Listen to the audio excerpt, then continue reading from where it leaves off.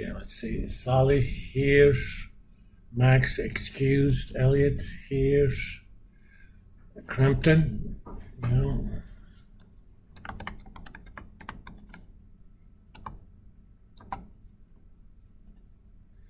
Jalen here. Nico here. Val is excused. Andrew. Tom. Olivia here.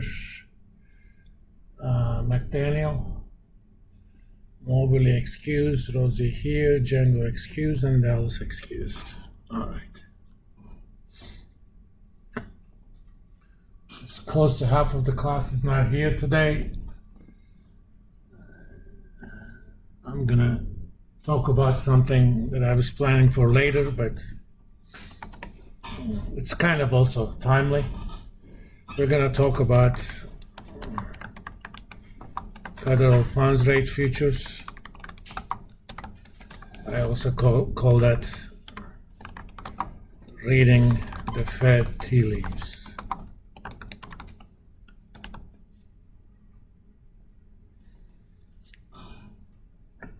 Technically, you can use them for short-term interest rate risk management, especially if you have interest rate risk related to prime rate.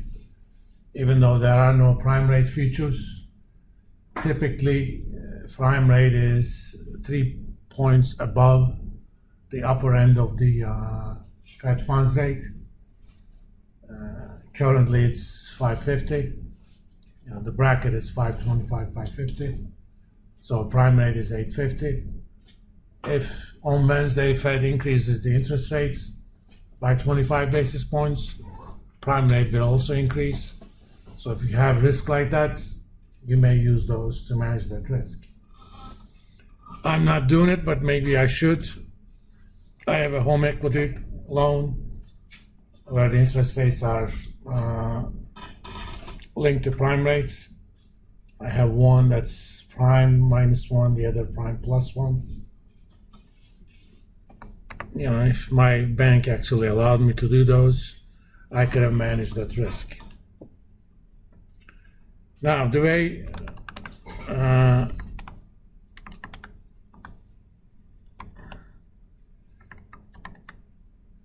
federal funds rate futures,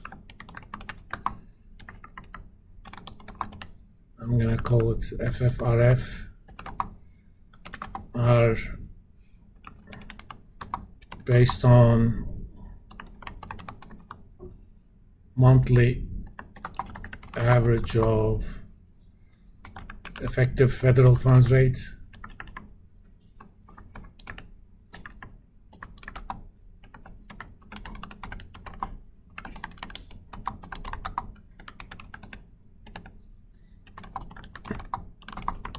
which is published daily by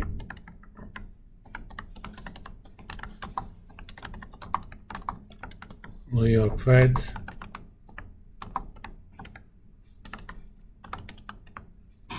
First of all, do you guys know what federal funds rate is? I'm not asking about what the number is, but what does it represent? Anybody here who took Finance 304 before? Good, because if you said you took it and you didn't know what it was, I would have had a beef with your Finance 304 teacher. It's one of the first things they should cover. When I taught it, I covered it, but it was years ago. It is the rate at which banks lend to each other through what we call federal funds rate window. These is the daily volume weighted median of overnight loans between banks through Fed funds rate window.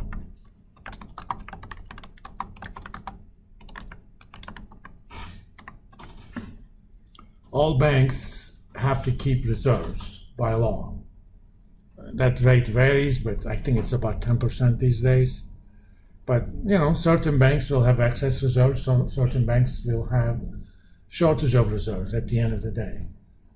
So banks with excess reserves end up lending overnight to other banks.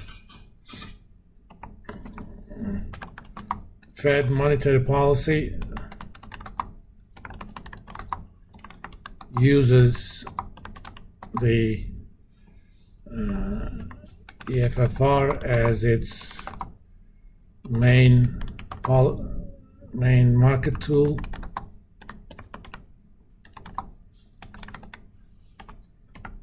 Every time Federal Open Market Committee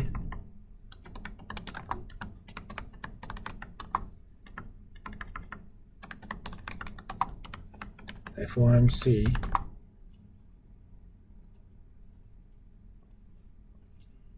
meets, which is 8 times a year,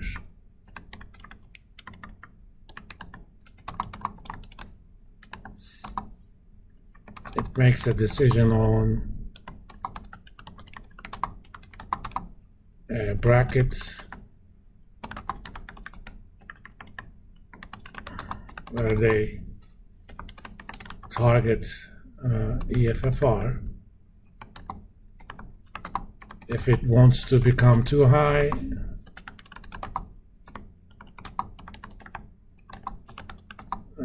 Fed, which is actually New York Fed, because they actually run all the transactions, lends money at the upper end, and when it wants to be too low,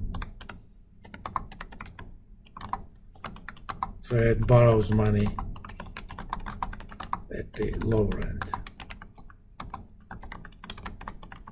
Currently, bracket is at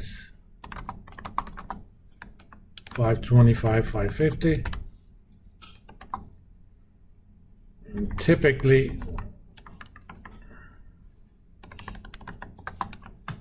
EFFR is about 8 to 10 basis points above the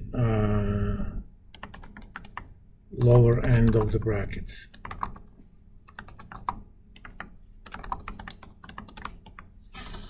That spread is a little bit higher when the interest rates are really low. For example, when the Fed target rate was between 0 and 0.25, which was until about a year and a half ago, EFFR was about 0.10 or 10 basis points.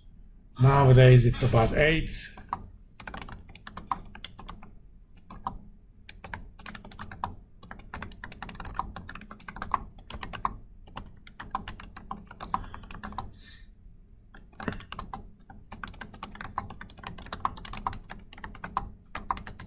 Basis points, hence we have an EFFR of 533. You can access historical data through New York Fed's website. Let's actually get the link. I do a search of effective federal funds rate. Let me get the link and paste it into notes.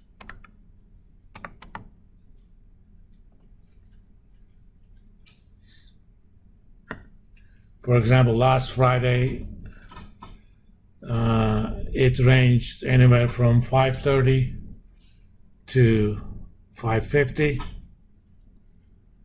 Technically speaking, that was the 99th percentile. There was $96 billion worth of trade, but this is the so-called volume-weighted median. That means we rank all the transactions based on the rate, and we count them until we reach half of the volume that day. And that's the EFFR. As you can see, it has been 533 for a while. Let's see. You can also export it to Excel. If you want to look at a chart, let's look at it since beginning of the year.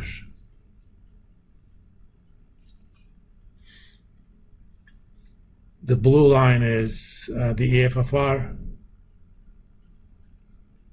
and the other one is the volume. What do you think those jumps represent? And between jumps, it's almost flat. Changing in rate? Those are Fed decisions, okay? Back in January, the target range was 425, 450. The EFFR was pretty much 433. Then there was a meeting on February 1st. They increased the rates by a quarter. Who is setting the target range? Who is setting the target rate? FOMC, Federal Open Market Committee. This is a committee made of Board of Governors of Fed, Fed Chair, Fed Vice Chair, the Board of Governors, plus I think about 1/3 of regional bank governors. There are 12 branches of Fed. Remember, Fed is the central bank of the United States, but oddly, it is not publicly owned. It is owned by the member banks, which are themselves owned by private banks. But by law, they have a mandate to manage the monetary policy of the U.S. There are these 12 regional banks. You have Boston, New York, Atlanta, Cleveland, Chicago, Miami, Dallas, St. Louis, Minnesota, San Francisco,